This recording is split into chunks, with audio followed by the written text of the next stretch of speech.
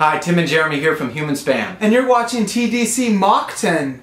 No, it's Moncton. Like a ton of monks. 2,000 pounds of monks. Right now on YouTube. That's a lot. Hey folks, it's Nick! I have your Smurfs, mister!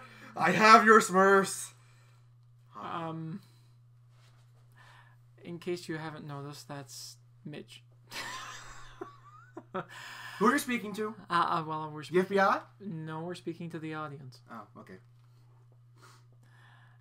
Mitch is off his meds, folks. One got away. Poor Smurf. He went into the blue trash can thinking it was his mother. It was the poor Clapper Smurf, too. Alright. Anyways, we're here to give you guys a movie review for two movies. He's gonna take it off, go put it back upstairs, and come back down to actually be a vocal part of the actual review. But the movies were seen one after the other, and they were in the following order: Unknown and Romeo and Juliette. For Unknown, Liam Neeson gives a fine performance. In fact, it's comparable to Taken in regards to action sequences. It was actually very interesting to see him interact with everything that was happening to him.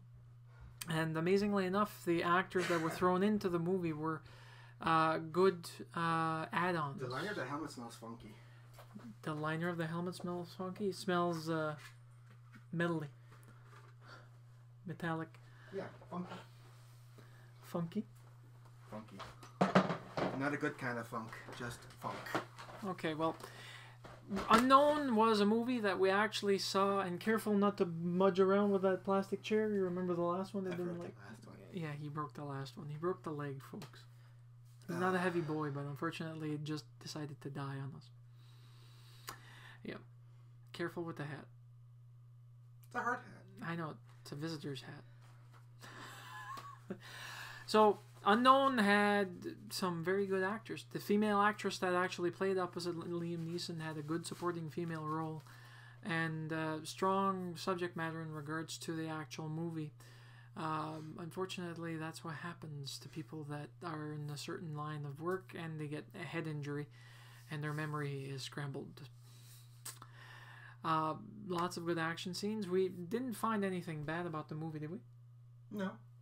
And actually, I did appreciate that they used the same actress from Inglourious Bastards as the female lead. Which one was the Inglourious Bastards? You mean the blonde?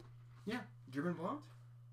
Oh, the small, thin-boned woman playing the driver of the taxi, the hottie. Oh, okay, yeah. She played an actress double agent in Inglourious Bastards. Oh, I have to watch that movie again. But anyways, that's not Inglourious Bastards. And I was telling Mitch over in the theater that I actually liked it slightly better than Taken, which was Liam's last movie role, I think. Possibly, I'm not sure. But if you haven't seen Taken, go watch it. It's available in rental. But this one is actually quite a find in movie theaters. And then we decided to go straight into the next theater after purchasing our tickets. We went and saw Romeo and Juliette. What tickets? We bought our tickets. We bought tickets.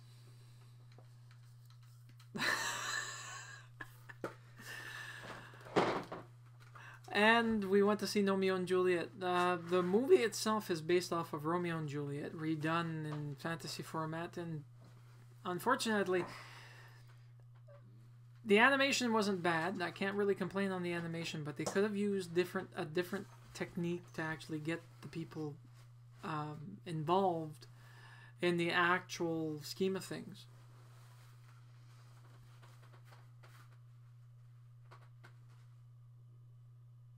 It's kind of weird to see him with that hat on, isn't it?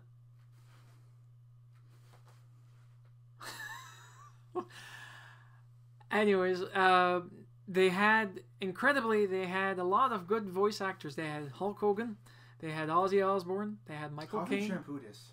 You don't. I don't. Trust Yeah, no me. shit. Otherwise, if I used Head and Shoulders, it would be a fro.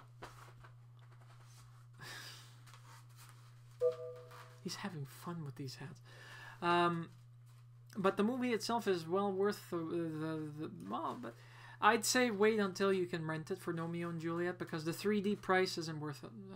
I didn't see any benefit in the 3D, apart from the beginning credits that Mitch pointed out. There's a gnome reading a scroll, and the scroll gets projected out, but that's about it. Apart from that, it's pretty much like watching it on 2D. The voice actors are worth it.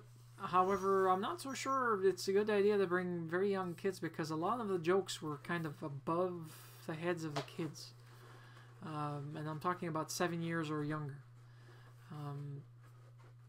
But apart from that, we'll give you all the credits, the cast info down below, and I'll have to do it in a two-parter because I won't be able to fit all the cast listings for both movies involved. Hip hip tally-ho. You want a spot of tea? Anyways, for Unknown, 2 thumbs up from me and from Mitch. And for Romeo and Juliet, I give it a thumbs up, mostly because it's an animation and properly done in the format. They had lots of good actors, but for the 3D price and the fact that the animation could have been done better in regards to having them come to real life instead of giving them ceramic flesh, that's pretty much it. So, thumb each, Mitch?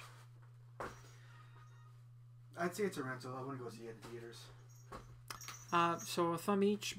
Seeing it in theaters isn't recommended. And he's wearing the sun hat. I haven't worn that in ages. And with that, folks, that's it from both me and Mitch. Until we... Hold 1 second, please. Okay, we have to do what we actually came here for. What? I'm wearing Dexter's kill shirt and his black gloves.